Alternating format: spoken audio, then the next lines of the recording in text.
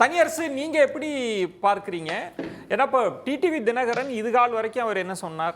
திரு எடப்பாடி பழனிசாமி அவர்கள் தலைமையில் இருக்கிற வரைக்கும் அதிமுகவால் வெற்றி பெறவே முடியாது.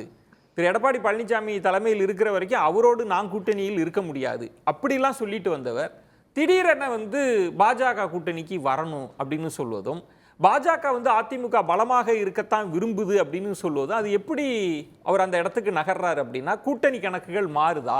பாஜகவுக்கு வேற எண்ணம் இருக்கா? எப்படி நீங்க புரிஞ்சுக்கிறீங்க? ஏன் அதிமுகவிலிருந்து இப்படி ஒரு எதிர்வினை வருது? உங்களால அப்படிலாம் உருவாக்கிட முடியாது, அதுல வெற்றி பெற, அதுவும் அண்ணாமலைய சொல்லி சொல்றதுன்னா என்ன கணக்கு, என்ன நடக்குது? இப்ப அதாவது அதிமுகவின் தலைமையை, எடப்பாடியின் தலைமையை ஏற்றுக்கொண்டு டிடிவி தேர்தல் கூட்டணிக்கு அணியமாகலிப்போம். அவர் ஏற்கனவே நாங்க வலிமையா இருக்கிறோம் ஒரு கூட்டணியா. அப்ப நாங்க பாஜக, டிடிவி, ஓபிஎஸ், இப்ப நம்ம புதிய நீதி கட்சி, ஜான் பாண்டியன் மாதிரி நிறைய இருக்காங்க. இந்த அணிக்கு எடப்பாடி வர்றதுல எனக்கு ஒண்ணும் இப்ப சங்கடம் இல்லை. எடப்பாடி வரலாம் அப்படின்னு சொல்றாரு. அதாவது பாரதிய ஜனதா கட்சி தலைமையில் இருக்கிற தேசிய ஜனநாயக கூட்டணிக்கு எடப்பாடி வரலாம்னு ஒரு அழைப்பு விடுக்கிறார்.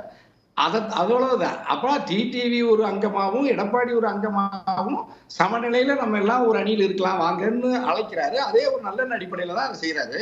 ரொம்ப தந்திரமா இப்பதான் அரசியல கொஞ்சம் கொஞ்சமா நகர்த்துறாரு டிடிவி. ஏன்னா ஏற்கனவே ஏக்நாத் சிண்டேவா பாஜகவினுடைய முதல் ஏடிஎம்கே இருக்கிற ஏக்நாத் சிண்டே எடப்பாடி தான், இபிஎஸ் தான். அப்ப ஏக்நாத் சிண்டேவா இருந்து எடப்பாடி தான். நீங்க உத்தவ் தாக்கரேவுக்கு நேர்ந்த கதி, நம்ம சஞ்சய் ராவத்துக்கு அதுல நேர்ந்த கதி தான் டிடிவிக்கு ஏற்பட்டுச்சு. ஒரு தடை உத்தரவே வாங்க வேண்டியிருக்கும். இனிமே யாரும் எந்த அரசியல்ல என் பேரை பயன்படுத்தாதீங்க, ஆளாளுக்கு ஒருத்தரை என் பேரை சொல்றீங்களே அப்படின்னு. ஏன் தனியரசு? ஆமாய்யா, இப்ப முதல்ல நம்ம வரலாற்றுல என்ன செய்வோம்னா, வீரவண்டி கெட்டப்பனோட ஒப்பிடும் பொழுது எட்டப்பனை சொல்லுவாங்க. அதாவது காட்டி கொடுத்தாங்க, அல்லது மண்ணுக்கும் மொழிக்கும் விடுதலைக்கு எதிராக இருந்தாங்கன்னு, அல்லது ஆங்கிலேயருக்கு துணையா இருந்தாங்க. அந்த மாதிரி ஏக்நாத் சிண்டே இப்ப பாஜகவுல ஒரு துருப்பு சீட்டா எடுத்துக்கிட்டு அதிகாரத்தை கைப்பற்றுறாங்க. அப்படி நீங்க பாஜக கண்ணோட்டத்தோடு சொல்லுங்க, பாஜகவுக்கு அப்படி ஒரு எண்ணம் இருக்கா? ஏன்னா அதிமுக உறுதியா இருக்குல்ல, நாங்க இதுதான் எங்கள் பாதை, பாஜகவோட கூட்டணி இல்லைன்னு சொன்ன பிறகு இதெல்லாம் ஏன் பேசு பொருள் ஆகுது? இல்லையா, இப்பவும் பாஜகவோடு தேர்தல் உறவு இல்லைன்னு ஒரு வார்த்தை சொன்ன எடப்பாடி அல்லது அந்த அணியினர் பாஜகவுக்கு எதிராக, அந்த அரசுக்கு எதிராக இந்தியாவில் நடக்கிற இவ்வளவு சர்ச்சைகளுக்கு மத்தியிலையும் மௌனித்து அர்ஜுன் சம்பத்தை போல அமைதியா எடப்பாடியும் எடப்பாடி அணியினரும் இருக்கிறாங்கன்னா, அந்த கட்சி எப்படி பாஜகவுக்கு எதிராக ஒரு முடியளவு கடுகளவு நகராத எடப்பாடிய நீங்க டிடிவியோட தான், நீங்க டிடிவி விட எடப்பாடி தான் பாஜகவுக்கு விசுவாசமா இருக்கிறாரு. தேர்தல் உறவு இல்லைன்னு இப்ப சொல்லி இருக்கிறாரு. ஆனா நீங்க 2026 தேர்தல் உறவு இல்லைன்னு எடப்பாடியால நிச்சயமா சொல்ல முடியாது. இப்ப கூட நாங்க ஆர்வி உதயகுமார், எடப்பாடியினுடைய வலதுகரம் ஆர்வி உதயகுமார் சட்டமன்ற கட்சியினுடைய துணைத் தலைவர் சொல்றாரு, நாங்க எடப்பாடியை முதலமைச்சராக ஏற்றுக்கொண்டு யார் வேண்டும் வரலான்னு சொல்லிட்டு அதுல பாஜக, காங்கிரஸ் எல்லாத்தையும் சொல்றாரு. இப்ப நீ நம்ம இப்ப இன்று நேற்று நினைக்கிறேன். அப்புறம் அவங்க கேட்கிறாங்க, இல்லையே பாஜக அது எங்க பொதுச் செயலருடைய முடிவு, ஆனா நாங்க தொண்டர்களினுடைய, எங்க நிர்வாகிகளினுடைய உணர்வுகளை நான் பிரதிபலிக்கிறேன் அப்படின்னு சொல்றாரு. யார் இன்னைக்கு கூட நமக்கு ஜெயக்குமார் என்ன சொல்றாரு? ஆனா ஒண்ணு கவனமா பாருங்க விஜயனையா, எடப்பாடி என்ன சொன்னார் தெரியுங்களா? பாஜகவோடு தேர்தல் உறவு இல்லை என்று சொன்னதும், அந்த டிடிவி, ஓபிஎஸ், சின்னம்மா அவர்களை எல்லாம் விளக்கியதும் நான் எடுக்கல, பொதுக்குழு எடுத்து தீர்மானம்னு பொதுக்குழு மேல போட்டாரு. இப்ப இந்த நான் இன்னைக்கு ஜெயக்குமார் என்ன பேசுறதை பார்த்திருப்பீங்க. உதயகுமார் மற்ற எல்லா நிர்வாகிகள் என்ன சொல்றாங்க? இது எங்க பொதுச் செயலாளர் எடுக்க வேண்டிய முடிவு. எந்த முடிவு? பாஜகவோடு அல்லது இன்னொரு அரசியல் கட்சிகளோடு தேர்தல் உறவு வேண்டுமா வேண்டாமா என்பதை நாங்கெல்லாம் விரும்புறோம், எல்லாத்தையும் அரவணைச்சுக்கலான்னு. ஆனா எங்க எடப்பாடி பொதுச் செயலாளர் தான் பாஜக வேண்டான்னு சொல்றாரு. ஆகவே அவர் எடுக்கிற முடிவுக்கு நாங்க கட்டுப்படுவோம், ஆனா பாஜக வேண்டான்னு சொல்றாரு. சொல்லவே இல்லை. இல்ல, நீங்க தவறா கோட் பண்றீங்கன்ற ஜெயக்குமார் அறிக்கை இன்றைக்கு நாளைக்கு என்றைக்குமே பிஜேபி கிடையாதுன்னு தெளிவா ஜெயக்குமார் மூச்சுக்கு 300 தடவை சொன்னாரு. இன்னைக்கும் சொல்லிருக்காரு. அத பொய்யா சொல்ல ஊடகத்துல. ஆனா பொன்ராஜன், நான் இப்ப ஒரு நிமிஷத்துக்கு முன்னாடி பார்த்தேன். அதாவது நேற்று, இன்று, நாளைன்னு சொல்லியிருக்காரு. அவ்வளவுதான். ஏன்னா நாளைக்கு தான் அது, நாளை மறுநாள். அதனால அது மட்டும் இல்ல, அவர் பொதுச் செயலாளரை பத்தி சொல்றாரு. எங்க பொதுச் செயலாளர் எடுத்த முடிவுன்னு சொல்றாரு. ஏன் அப்படி சொல்றீங்க? பொதுக்குழு எடுத்த முடிவு யாரா அப்படின்னா, நீங்க அந்த பொதுக்குழு முடிவை ஒட்டி சரி தேர்தல், இப்ப நீங்க ஒரே நாடு ஒரே தேர்தல் குறித்து எங்க பொன்னுசாமி நீங்க ஜெயக்குமார் அண்ணன் அதை பாத்தீங்கல்ல, அதை பத்தி கேள்வி கேட்கிறாங்க. நாடே பற்றி எரியுதையா, நீங்க வந்து ஒரு பெரிய திராவிட பேர் இயக்கம், மாநில உரிமை குறித்து பேசுற கட்சி, அதிமுக ஏயா மௌனமா இருக்குதுன்னு கேட்டதுக்கு உங்க ஜெயக்குமார் என்ன சொன்னாரு? அது வந்து கூட்டுக்குழுவுக்கு அனுப்பிச்சிட்டாங்களாம்.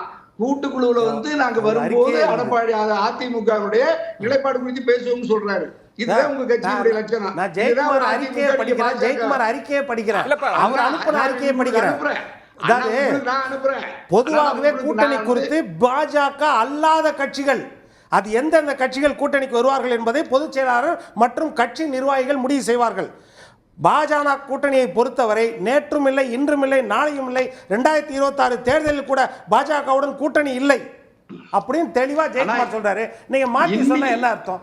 நீங்க அறிக்கையெல்லாம் இல்லைன்னா இன்னைக்கு நீங்க வீடியோ பாருங்க. இன்னைக்கு அதுதான் நீங்க உங்க கட்சியில யார் எத்தனை ஸ்போக் பர்சன் இருக்காங்கன்னே தெரியலையே.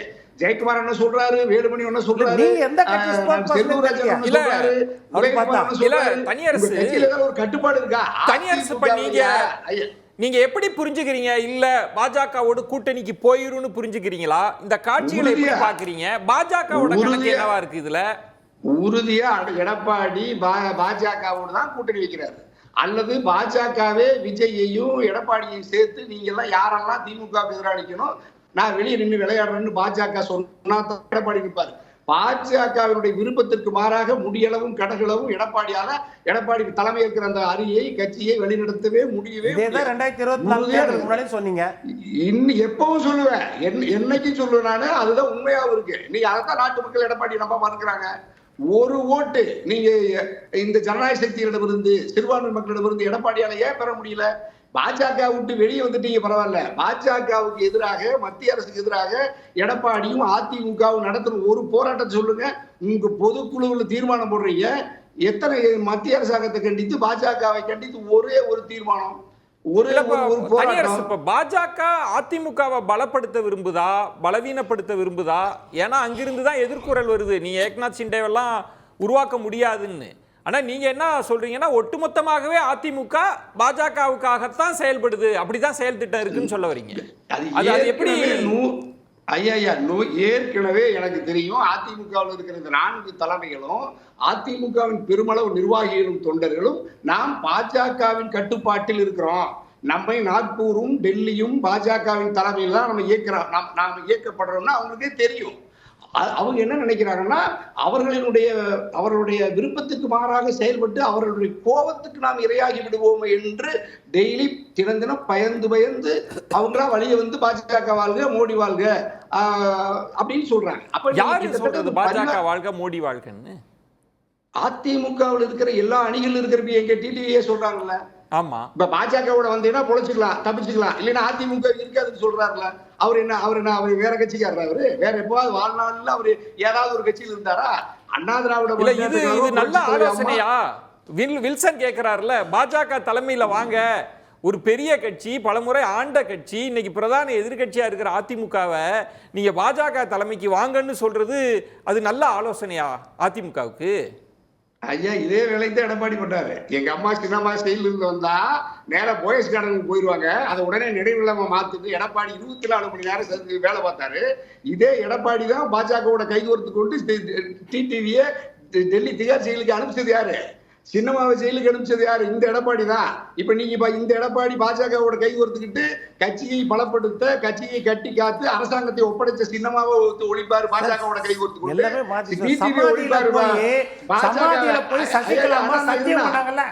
எதற்கு எதிராக சத்தியம் பண்ணாங்க? யாருக்கு எதிராக சத்தியம் பண்ணாங்க? அன்னைக்கு யார் அவர் சிறை கட்டுறதுக்கு காரணமா இருந்தாரு? யாருக்கு எதிராக சத்தியம் பண்ணாங்க? யார் போய் தியானம் உட்கார்ந்தாரு?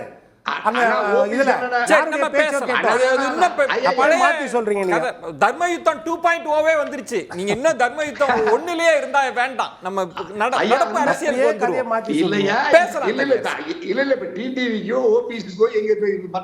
நினைக்கிறோம்னா, நீங்க வந்து கார்னர் பண்ணி எடப்பாடியை இதே மாதிரி டிடி என்ன நினைப்பாரு? டெல்லி திகார் ஜெயிலுக்கு அனுப்பணும். குறைஞ்ச வச்சு நீங்க சொல்றது இந்த கூட்டணி கணக்கு எல்லாமே பாஜகவை மையமா வச்சுதான் இனி நகருன்றதுதான் உங்கள் பார்வை.